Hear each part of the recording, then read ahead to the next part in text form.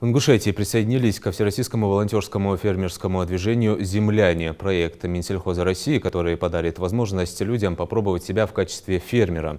По новому проекту волонтеры помогут сельхозпредприятиям в сборе трав или урожая, в ухаживании за животными, решат ряд хозяйственных вопросов.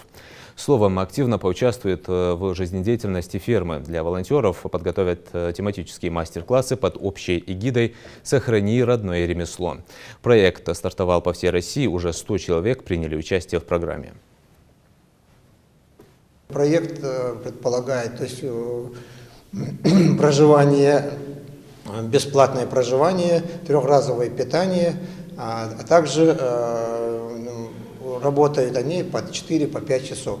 Зарплату не дают, то есть за счет за счет практики, которую они получают во время прохождения вот этой деятельности трудовой, они как бы получают практику, то есть это как бы бонус, оплата за их труд.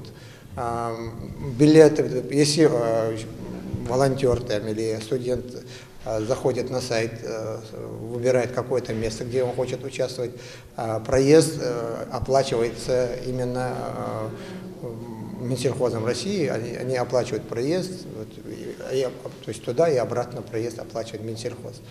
Вот такие вот. Просто проект, он запущен просто в прошлом году, в 2021 году. В нем участвовали не все регионы, там несколько регионов всего. В этом году уже мы дали объявление на сайте Минсельхоза. Также сайт Минсельхоза России, именно вот это окно, если зайти в окно «Земляне.орг», и там можно найти все правила.